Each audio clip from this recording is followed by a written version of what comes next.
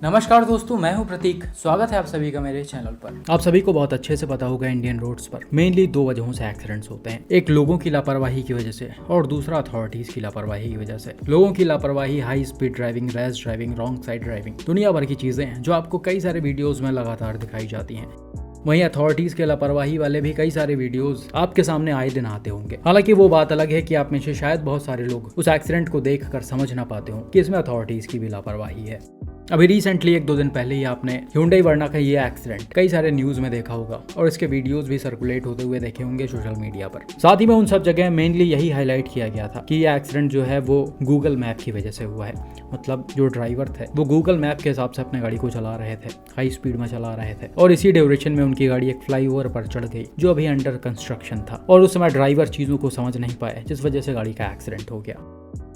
हालांकि भाई यहाँ पर अच्छी बात ये थी कि एक्सीडेंट कोई बहुत ज़्यादा भयानक नहीं हुआ। ऐसा लग रहा है कि एंड तक आते आते ड्राइवर को चीज़ें समझ में आ गई थी और इन्होंने गाड़ी का ब्रेक लगा दिया था। तभी आप देख सकते हो फ्लाईओवर से एकदम चिपक कर गाड़ी नीचे गिरी है। गाड़ी आगे से डैमेज हो गई है लेकिन इसके पैसेंजर्स माइनर इंजरीज के साथ सेफ हैं।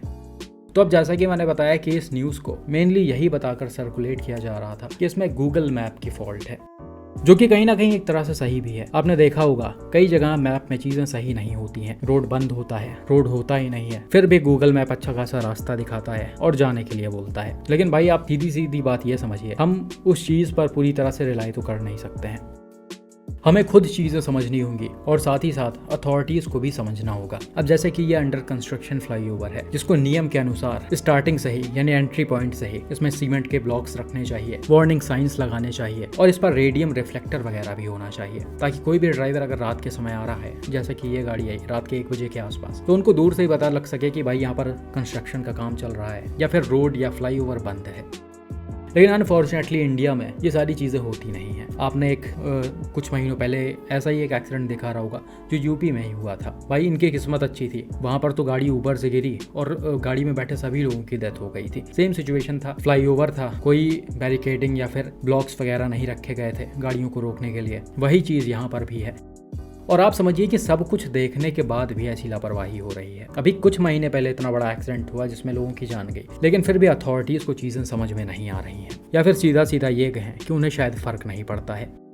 बाकी मैंने अपने पिछले कई सारे वीडियोस में क्रैश बैरियर्स की इंपॉर्टेंस आपको दिखाई थी कि अगर ये सड़क के बीच में ना हो, हाईवेज के बीच में ना हो, तो किस तरह से खतरनाक सिचुएशन क्रिएट हो जाता है। जब गाड़ियां अनकंट्रोल हो जाती हैं, मीडियंस को क्रॉस करती हैं, तो सामने से आ रही दूसरी व्हीकल उससे लड़ जाती है। अगर क्रैश बैरियर रोड्स के बीच में होते हैं तो गाड़ियां उनसे लड़ती हैं और अपने ही साइड रह जाती हैं, जिसमें पैसेंजर्स का बहुत ज़्यादा कोई नुकसान नहीं होता है।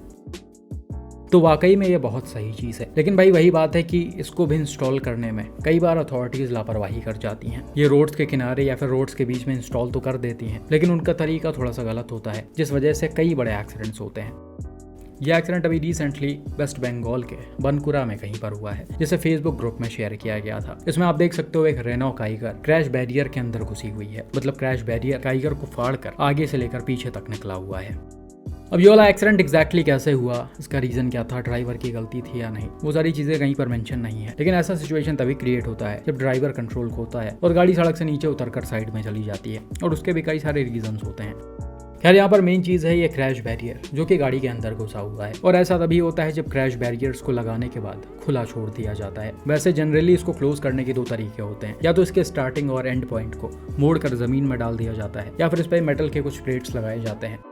और इंडियन रोड्स पर बहुत सारे क्रैश बैरियर्स को आपने देखा होगा इस तरह से, लेकिन अभी भी बहुत सारे ऐसे भी हैं जिनको खुला छोड़ दिया जाता है या फिर उन पर ध्यान नहीं दिया जाता, जिसके बाद ऐसा कुछ सिचुएशन क्रिएट हो जाता है। अब यहाँ पर इम्पैक्ट इतना जबरदस्त था कि गाड़ी का फ्रंट पूरा खत्म हो गया है, साथ ही में इसका केबिन भी पूरी तरह से डैमेज हो गया होगा, और जहाँ से ये बैरियर निकला है गाड़ी के एंड से, उस तरफ वाला हिस्सा भी बुरी तरह से डैमेज हो गया है। उम्मीद करते हैं कि इसमें बैठे पैसेंजर से सेफ हों। वैसे भाई ऐसा काफी कम ही पॉसिबल हो पाता है। आपको विभाकर जी का स्कॉर्पियो एन वाला केस तो याद ही होगा, वहां पर भी सेम सिचुएशन था, गाड़ी अनकंट्रोल हुई, क्रैश बैरियर में घुसी, क्रैश बैरियर वहां पर भी खुला हुआ था। अब भाई यहाँ पर आप ये समझिए ये तो नॉर्मल स्टेट हाईवेज होंगे, या बहुत ज़्यादा होंगे तो नेशनल हाईवेज होंगे, लेकिन जहाँ पर वो एक्सीडेंट हुआ था वो समृद्धि एक्सप्रेसवे था, वहाँ पर इस तरह की लापरवाही की गई थी, जिसके बाद क्या हुआ था आप सभी बहुत अच्छी तरह से जानते भी हो। बहुत सारे व्यूवर्स का मैसेज और कमेंट अभी भी उस केस के अपडेट को लेकर आता रहता है। हालांकि अभी ऐसा कोई बड़ा अपडेट नहीं है। मेरी बात रेगुलरली विभाकर जी से होती रहती है और मैं जल्दी उनसे मिलने भी जाऊंगा, तो वहां जाकर ही आपको एक अपडेट दूंगा। बाकी भाई सिचुएशन काफी ज्यादा टफ हो जाता है जब आप घर में बाहर की जिम्मेदारियां संभालने वाले अकेले हों और आपका ही इस तरह से हाल हो जाए। बाकी इनके सामने जो कंपनी है वो बहुत ही ज्यादा बड़ी है, तो उस सिचुएशन में चीजें सोच समझ कर चलनी पड़ती हैं। हालांकि हमारे लायक जो भी हेल्प हो पाएगा इस केस से रिलेटेड हम वो करेंगे। खैर भाई ऐसे कुछ केसेस और भी आए हैं जिसमें वर्स्ट सिचुएशन में भी लोग बच गए हैं। ये वाला एक्सीडेंट देखो जिसे कुछ दिनों पहले बिहार के पूर्णिया से शेयर किया गया था। यहाँ पर ये जो टाटा पंच है वो NH31 से होते हुए जा रही होती है। सिंगल लेन रोड है जिस पर एक तरफ से गाड़ियां जाती हैं और दूसरे तरफ से आती हैं। अब होता क्या है कि एक टाइम पर टाटा पंच के सामने दो ट्रकें आ रही होती हैं जो एक दूसरे को ओवरटेक करके चल रही थी। अब जैसा कि ये सिंगल रोड है, दोनों ट्रकें एकदम अगल बगल थी, इसलिए पंच के लिए बिल्कुल भी स्पेस नहीं बचा। और जब पंच के ड्राइवर अपने गाड़ी को एक्सट्रीम लेफ्ट में लेकर गए इन ट्रकों से बचने के लिए, तो अनफॉर्चुनेटली उनकी गाड़ी सड़क के किनारे लगे इस बैरियर में जाकर घुस गई। यहाँ पर भी बैरियर खुला हुआ था, गाड़ी की स्पीड ठीक ठाक थी, जिस वजह से यह गाड़ी को फाड़ता हुआ चला गया। और भाई इम्पैक्ट के बाद आप पंच की हालत देख सकते हो। ये एक 5 स्टार रेटेड मजबूत बिल्ड क्वालिटी वाली गाड़ी है जिसका इस बैरियर ने डोर वगैरह इस तरह से उखाड़ दिया जैसे मानो ये प्लास्टिक का बना हो। एक्सीडेंट के समय गाड़ी में 2 पैसेंजर्स बैठे हुए थे जो कि सामने की तरफ ही थे। फॉर्चुनेटली उनको बिल्कुल भी चोटें नहीं आई हैं, वो एकदम सेफ हैं। तो भाई यहाँ पर किस्मत ही बोल सकते हैं। अगर ये बैरियर थोड़ा सा भी और लेफ्ट में होता तो चीज़ें ज़्यादा खतरनाक हो सकती थी, लेकिन अच्छी बात है ऐसा कुछ नहीं हुआ। तो भाई यहाँ पर आप देख सकते हो कि ये बैरियर्स नेगेटिव वे में कितने ज़्यादा खतरनाक होते हैं। बिल्कुल ऐसा ही 5 स्टार रेटेड SUV का एक और एक्सीडेंट रिसेंटली कर्नाटका के उडुपी से सामने आया है। यहाँ पर हुआ क्या कि महिंद्रा XUV 700 से 3 पैसेंजर्स NH66 से होते हुए जा रहे होते हैं। ये एक 4 लेन वाला हाईवे है जिस पर एक तरफ से गाड़ियां जा रही हैं और दूसरे तरफ से आ रही हैं। बीच में ये मीडियन बना हुआ है और इसी मीडियन पर छोटा सा क्रैश बैरियर भी दिख रहा होगा जिसका एंड पॉइंट तो जमीन के नीचे घुसा हुआ है, लेकिन स्टार्टिंग पॉइंट में आप देख सकते हो ये एकदम से खुला है। अब होता क्या है, थोड़ी देर बाद इसी रोड से XUV 700 काफी तेज रफ्तार में आती है और अनकंट्रोल होकर सीधा इस बैरियर में घुसते हुए चली जाती है। यहाँ पर गाड़ी की स्पीड करीब 100 किलोमीटर पर आवर के अराउंड तो रही होगी, क्योंकि भाई ये बैरियर से लड़ने के बाद तुरंत रुकी नहीं है, बल्कि काफी दूर तक इसको उखाड़ते हुए चली गई है। बिल्कुल उसी समय राइट साइड से यानी ऑपोजिट लेन में एक बाइक राइडर भी जा रहा होता है और ये बैरियर उसके ऊपर गिर जाता है। हालांकि फॉर्चुनेटली उनको बिल्कुल भी चोटें नहीं आती हैं। अब भाई वीडियो को हम थोड़ा सा रिवर्स करते हैं तो आप यहाँ पर देख सकते हो कि XUV के सामने एक बस चल रही है और ये मीडियन जो है वो यहीं से स्टार्ट हुआ है। तो ऐसा हो सकता है कि XUV के ड्राइवर को ये मीडियन दिखा ना हो, बैरियर दिखा ना हो और वो बस को ओवरटेक करने के चक्कर में हाई स्पीड में आकर घुस गया हो, क्योंकि आप देख सकते हो भाई ये सड़क के बिल्कुल बीचों बीच में चल रहा है, ये अपने लेन में नहीं है।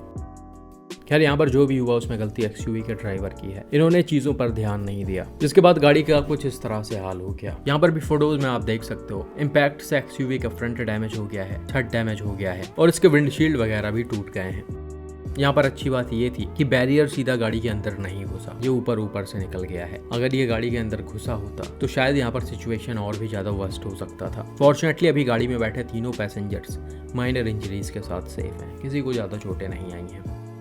तो भाई यहाँ पर XUV वालों की किस्मत अच्छी थी जो उनको कुछ नहीं हुआ, लेकिन किस्मत हमेशा साथ नहीं देती है। यहाँ पर नो डाउट XUV के ड्राइवर की गलती पूरी थी, लेकिन दूसरे साइड आप इस बैरियर को भी देखो, ये कितना ज्यादा खतरनाक है। जिस तरह से इसके एंड पॉइंट को नीचे घुसाया गया है उसी तरह से इसके स्टार्टिंग पॉइंट के साथ भी करना चाहिए। लेकिन भाई जैसा कि मैंने बताया, लगातार एक्सीडेंट्स आने के बाद भी अथॉरिटीज ज़्यादा इन चीज़ों पर ध्यान नहीं देती हैं। अब ऐसा क्यों है वो तो मुझे नहीं पता, क्योंकि भाई इसमें कोई बहुत ज़्यादा खर्चा लगने वाला है नहीं। अगर इतने बड़े बड़े रोड्स बन रहे हैं, बैरियर्स बन रहे हैं, तो ये चीज़ बहुत ही आम है। बाकी भाई आपका इस पर क्या मानना है कमेंट करके ज़रूर बताएं। और अभी तक आपने अपने गाड़ियों में डैश कैम्स नहीं लगवाए हैं तो अभी हमारी कंपनी का डैश कैम बाय करिए, जिसका लिंक डिस्क्रिप्शन और कमेंट बॉक्स में पिन है।